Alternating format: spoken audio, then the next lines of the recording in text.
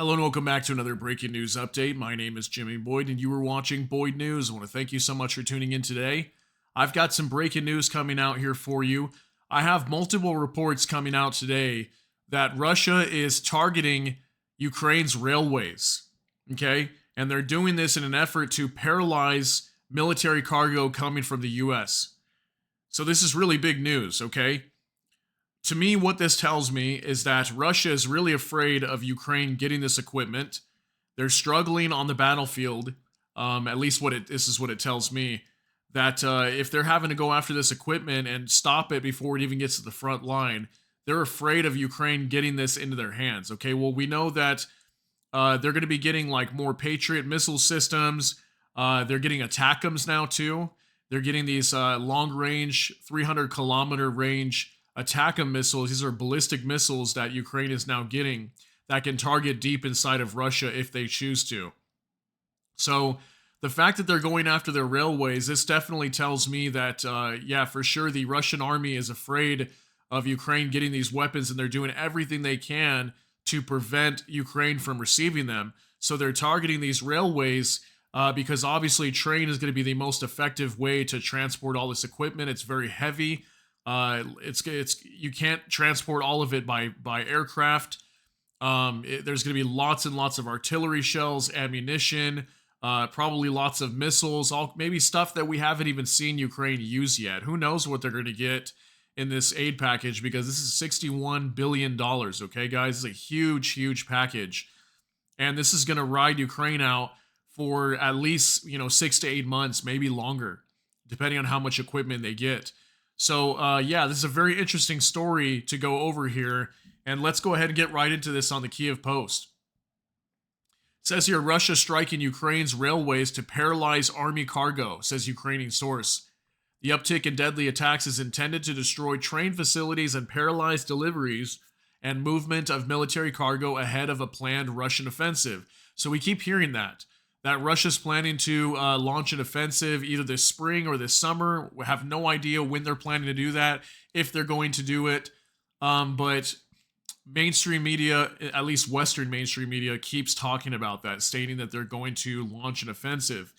Now, regardless of whether they do or not, they're still striking these railways and they're trying to slow down the aid coming to the front line. Okay? So obviously they're afraid of Ukraine getting this, and if they do, I don't know, is it going to make it difficult for them to launch this offensive? Are they afraid that it's going to push them back? I don't know. I'm not quite sure, but let's go ahead and keep reading here. So a senior Ukrainian security source told AFP on Friday that Russia had increased attacks on railway infrastructure with the aim of disrupting movement of military cargo that includes Western aid. Russian forces have firepower and manpower advantages over Ukrainian forces across the front line, and Kiev has warned that fighting will especially be difficult over the coming weeks. The uptick in deadly attacks is intended to destroy train facilities and paralyze deliveries and movement of military cargo ahead of a planned Russian offensive, the source said. So something I want to note here too is I actually didn't even know this was going on, and supposedly these attacks on these train stations have been happening for the last week and a half. Okay, and I didn't see anything, no talk about this at all.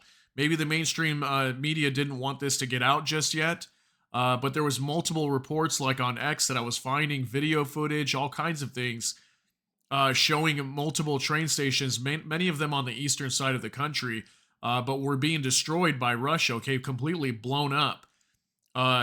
Some small train stations, large train stations, being destroyed by Russian bombings.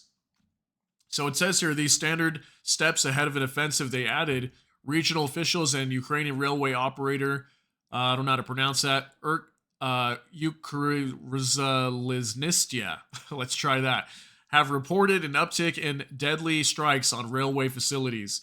These 3 railway employees were killed and 4 more were wounded, the company said, during a Russian missile attack on the eastern Donetsk region. 10 civilians were also wounded on Thursday when Russian forces attacked railway facilities in Balaklia and Kharkiv region. We see strikes related to railway logistics, and they hit mostly civilian facilities. Oleksandr Petrovsky, the head of passenger transportation at Ukrzaliznistia, told AFP. The Russian Defense Ministry said Friday its forces had hit Western weapons and military equipment being transported by railway one day earlier in the Donetsk region and also targeted railway facilities in the Kharkiv region. So I think why they were targeting these railways before even this package, the 61 billion aid got passed, is most likely what the U.S. was doing was they were already transporting supplies to Ukraine before it even got passed. That's what I'm guessing.